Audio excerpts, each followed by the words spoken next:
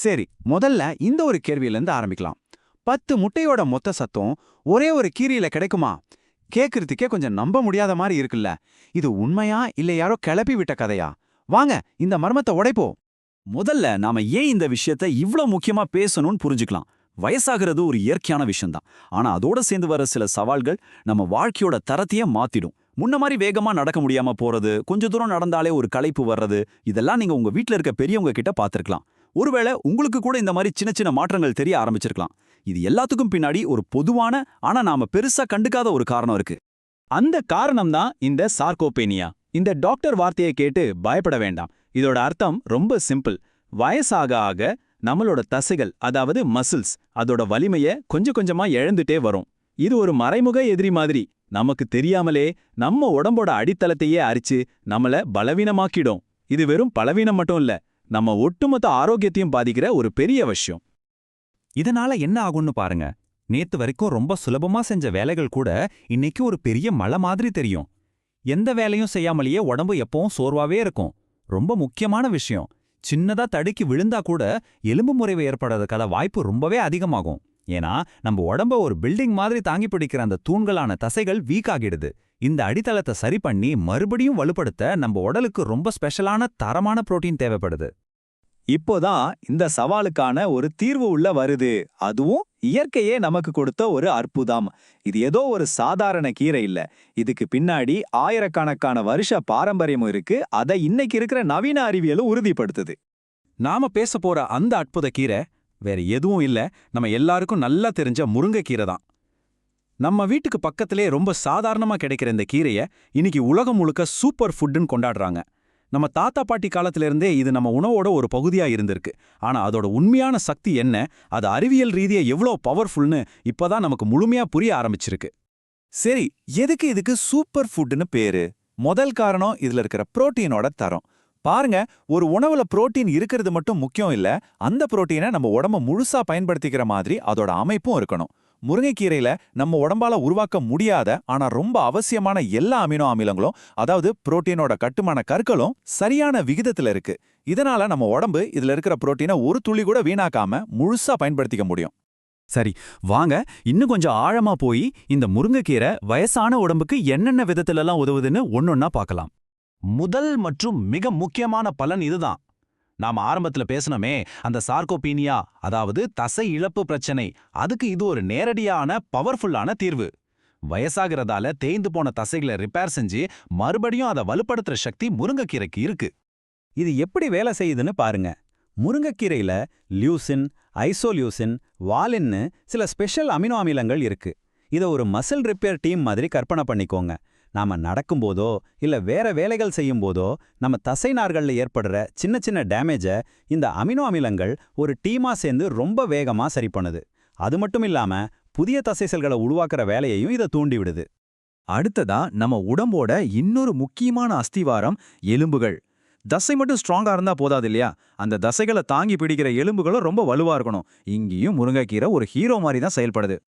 இதுல இருக்கிற இந்த 3 சத்துக்களையும் ஒரு பவர்ஃபுல் கூட்டணின்னு சொல்லலாம். கால்சியம் எலும்புக்கு நல்லதுன்னு நம்ம எல்லாருக்குமே தெரியும்.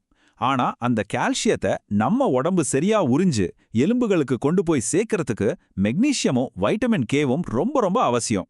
முருங்கைக்கீரையில இந்த 3மே ஒரு டீமா சேர்ந்து வேலை செய்யுது.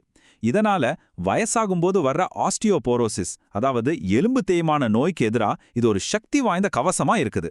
3வது முக்கியமான பலன் செரிமானம் சம்பந்தப்பட்டது. வயசாகும்போது இது நிறைய பேருக்கு ஒரு பெரிய சவாலா இருக்கும். நாம எவ்வளவுதான் சத்தான உணவை சாப்பிட்டாலும் நம்ம உடம்பு அதை சரியா ஜீரணம் பண்ணலன்னா அந்த சத்துக்கள் நமக்கு வீணா போயிடும் இல்லையா? இப்போ இந்த ஒப்பீட்டை பாருங்க. முட்டை, இறைச்சி மாதிரியான உணவுகள்ல புரோட்டீன் அதிகம்தான், ஒத்துக்கிறேன். ஆனா வயசாகும்போது அதை ஜீரணிக்கிறது சிலருக்கு ரொம்ப கஷ்டமா இருக்கும். கொலஸ்ட்ரால் பத்தியும் கவலைப்பட வேண்டியிருக்கும். ஆனா முருங்கைக்கீரை அப்படி கிடையாது. இது ரொம்ப எளிதா ஜீரணமாகும். இதுல இருக்கிற நார்ச்சத்து நம்ம குடல் ஆரோக்கியத்தை மேம்படுத்தி நம்மளோட ஒட்டுமொத்த நோய் எதிர்ப்பு சக்திக்கு உதவுது. இதனால இதுல இருக்கிற புரோட்டீனை நம்ம உடம்பு முழுமையா எந்த ஒரு பக்க விளைவும் இல்லாம எடுத்துக்கும். இதுவரைக்கும் நாம அறிவியல் ரீதியா நிறைய விஷயங்கள் பார்த்தோம். ஆனா இது நிஜ வாழ்க்கையில எப்படி வேலை செய்யுது? வாங்க ஒரு சின்ன உதாரணம் மூலமா இதை இன்னும் ஆழமா புரிஞ்சுக்கலாம். தமிழ்நாட்டுல ஒரு கிராமத்துல 70 வயசுல ஒரு விவசாயி இருந்தாரு. அவரோட வயசுல இருக்கிற மத்தவங்கள விட அவர் ரொம்ப சுறுசுறுப்பாவும் ஆரோக்கியமாவும் இருந்தாரு. அவருக்கு ஒரு செக்கப் பண்ணி பார்த்தப்போ டாக்டர்ஸே ஆச்சரியப்பட்டு போயிட்டாங்க. ஏன்னா அவரோட தசை வலிமையும் எலும்போட அடர்த்தியும் ஒரு 50 வயசுக்காரருக்கு இருக்கிற மாதிரி ரொம்ப நல்ல நிலையில இருந்துச்சு. அவர்கிட்ட ஐயா இந்த வயசுலயே அப்படி இருக்கீங்களே என்ன ரகசியம்னு கேட்டதுக்கு அவர் ரொம்ப சாதாரணமா சிரிச்சுக்கிட்டே சொன்ன பதில், பெரிய ரகசியமெல்லாம் ஒன்றும் இல்லப்பா, சின்ன வயசுல இருந்து எங்க வீட்டு முருங்கை மரத்துக்கீரைய தினமும் கொஞ்சமா சாப்பாட்டுல சேர்த்துக்குவேன், அவ்வளோதான். யோசிச்சு பாருங்க, ஒரு சின்ன பழக்கம் எவ்வளோ பெரிய வித்தியாசத்தை உருவாக்குதுன்னு. இதெல்லாம் கேட்ட உடனே சரி, இது எப்படி நம்ம அன்றாட உணவுல சேர்த்துக்கிறதுன்னு ஒரு கேள்வி வரும். இது ரொம்பவே சுலபம். நீங்க முருங்கைக்கீரையை சூப் செஞ்சு குடிக்கலாம், கீரை மசியல் மாதிரி சாப்பிடலாம், அடமாவுல கலந்து அடை சுடலாம், இல்லைனா சாம்பார்ல கூட போட்டு சாப்பிடலாம்.